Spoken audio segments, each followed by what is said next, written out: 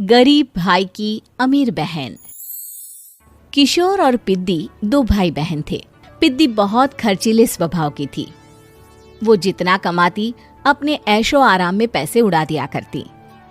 लेकिन किशोर समझदार था, घर को साथ लेकर चलना जानता था। अपनी बहन के जितना कमाता तो नहीं था, लेकिन फिर भी वो किसी तरह घर का खर्च चला लेता था। एक दिन पिद्दी किशोर से कहती है, किशोर, तुम थोड़ा ज्यादा क्यों नहीं कमाते? मेरे दोस्त रोज मेरा मजाक उड़ाते हैं। अरे बहन, मैं कोशिश तो कर रहा हूँ। अच्छा सुनो, अगले महीने रक्षाबंधन है, मुझे सोने का हार चाहिए, इससे कम कुछ भी ना लूंगी। अरे दिला दूंगा बहन।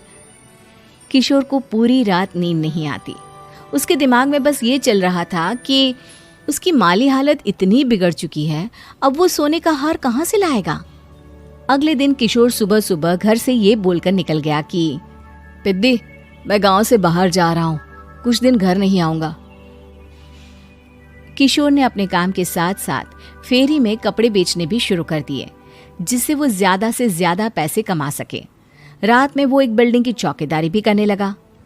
अपने काम से थोड़ा बहुत समय निकालकर बस कुछ घंटे की नींद ले पाता था। और कब वो कुछ दिन एक महीने में बदल गए और रक्षाबंधन भी आ गया, पता ही नहीं चला। लेकिन किशोर अभी तक घर वापस नहीं लौटा। जहां वो काम करता था, पिद्दी के नाम का गुल्लक रखा हुआ था।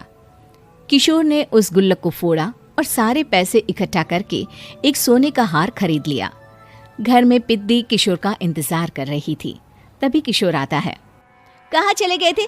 4 दिन का कहा था और 1 महीने से पता नहीं कहाँ गायब हो गए थे। मैंने बस एक हार मांगा था और तुमने तो घर ही छोड़ दिया।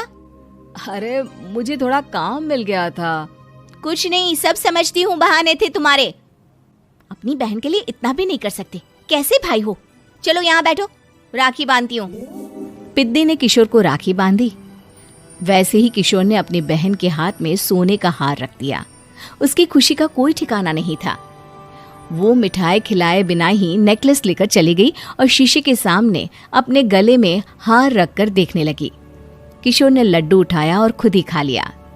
ऐसे कई साल गुजर गए। एक दिन पिद्दी की नौकरी छूट गई। अब वो पूरी तरह किशोर पर डिपेंड हो गई थी। आए दिन किशोर को अपने महंगे महंगे शौक गिनाकर उससे पैसे मांगा करती थी। किशोर, कुछ पैसे देना, मुझे पार्लर जाना है। किशोर बिना कुछ बोले उसे पैसे दे देता। ये क्या, 500? अरे इतने में तो मुझे पार्लर में एंट्री मिलेगी बस। अच्छा, देता हूँ ना ज्यादा। अरे कैसे भाई हो, अपनी बहन के लिए इतना भी नहीं कर सकते। किशोर ने जेब से 2000 का नोट निकाला और उसे दे दिया। किशोर गरीबी में रह लेता था, लेकिन अपनी बहन को कभी कोई कमी नहीं होने देता था। बेटा, पिद्दी तुम्हारी बहन है, उसे कभी किसी चीज की कमी मत होने देना और उसका ध्यान रखना, क्योंकि भाई का फर्ज होता है अपनी बहन का ध्यान रखना। किशोर ने माँ की कही ये बात हमेशा के लिए याद कर ली थी। शायद माँ की इसी बात की वजह से किशोर पिद्दी की हर जिद पूरी करता चला आ रहा था। किशोर, आज मैं अपने दोस्तों के साथ पार्टी करने जा रही हूँ, मुझे कुछ पैसे दो ना। किशोर पिद्दी को समझाता है, लेकिन पिद्दी नाराज होकर चली गई और अपने कमरे में सुबक सुबक कर रोने लगी। किशोर अपनी जेब से कुछ पैसे निकालता है और पिद्दी को दे देता है। किशोर खुद कभी अच्छे कपड़े नहीं पहनता, लेकिन पिद्दी को राजकुमारी की तरह रखता। पिद्दी के जाने के बाद किशोर अपने काम पर निकल गया। एक तरफ पिद्दी अपने दोस्तों के साथ मस्ती कर रही थी, तो वहीं दूसरी तरफ किशोर पैसे कमाने के लिए कड़ी मेहनत कर रहा था। कुछ और दिन ऐसे ही बीत गए। एक दिन पिद्दी एक लड़के को लेकर घर आई और उसे किशोर से मिलवाया। किशोर, मुझे इस लड़के से शादी करनी है, लेकिन इनके मम्मी पापा बोल रहे हैं कि उनको दहेज में एक कार चाहिए, तभी वो मेरा और पंकज का रिश्ता कबूल करेंगे। लेकिन बहन, कार खरीदना कोई सब्जी खरीदने के बराबर तो नहीं है। अरे कैसे भाई हो तुम, अपनी बहन के लिए इतना नहीं कर सकते? देखो, मैं ज्यादा इंतजार नहीं कर सकती, तुम्हें 1 साल में मेरे लिए कार खरीदनी ही होगी।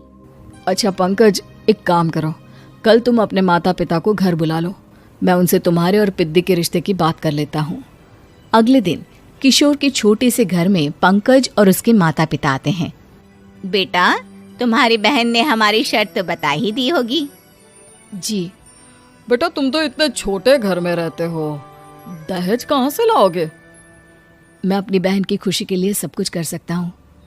पंकज और पिद्दी का रिश्ता तय हो जाता है। किशोर अब अपनी क्षमता से 4 गुना ज्यादा काम करने लगता है। सुबह सबके घरों में न्यूज़पेपर फेंकता, दिन में मजदूरी करता और रात में चौकीदारी करता। खूब मेहनत करके किशोर ने अपनी बहन की शादी के लिए पैसे जुटा लिए। उसने अपनी बहन के लिए कार खरीद ली।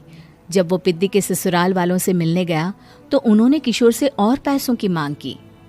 इस बार किशोर हार चुका था। पिद्दी माफ करना, मैं तुम्हारी शादी उस लड़के से नहीं कर सकता। वो लालची लोग हैं, उन्हें सिर्फ पैसों से मतलब है। देखो किशोर, मैं पंकज से ही शादी करूंगी। क्योंकि पिद्दी ने तो किशोर की बात न मानने की जैसे कसम खा रखी थी। किशोर ने पंकज को घर बुलाया। पंकज, तुम अपने माता पिता को समझाते क्यों नहीं हो? भैया, वो हमारी शादी के लिए मान गए, मेरे लिए तो यही बहुत बड़ी बात है। हम एक काम कर सकते हैं, दहेज की रकम में से कुछ पैसे मैं आपको दे देता हूँ। अरे लेकिन समाज वाले क्या कहेंगे?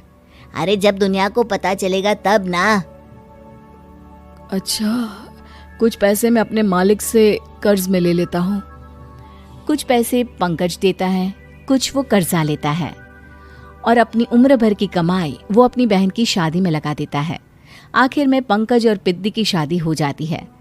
पिद्दी की विदाई के बाद किशोर बिल्कुल अकेला पड़ जाता है। अब उसका कमाने में भी मन नहीं लगता। उधारी वाले रोज घर में आकर बैठ जाते हैं। अरे किशोर, अब तो पिद्दी की शादी को 5 साल हो गए, अब तो हमारा पैसा लौटा दो। चाचा, पिद्दी के जाने के बाद किसी भी काम में मन नहीं लगता। अरे तो हमारा पैसा कैसे वापस मिलेगा? जी, कुछ करता हूँ मैं। किशोर के ऊपर बहुत सा कर्जा चढ़ गया था, इसलिए उसने तय किया कि वो ये घर बेचकर सबके पैसे लौटा देगा। अगली सुबह शहर के किसी साहूकार को उसने अपना घर बेच दिया और सबके पैसे लौटा के वो गांव छोड़कर चला गया। पिद्दी ने शादी के बाद कभी अपने भाई का हाल तक नहीं पूछा। किशोर को फर्क नहीं पड़ता था। बस ससुराल में उसकी बहन खुश है, ये जानकर उसे खुद की खुशी मिलती थी और ये सोचकर कि उसने माँ से किया हुआ वादा पूरा कर दिया।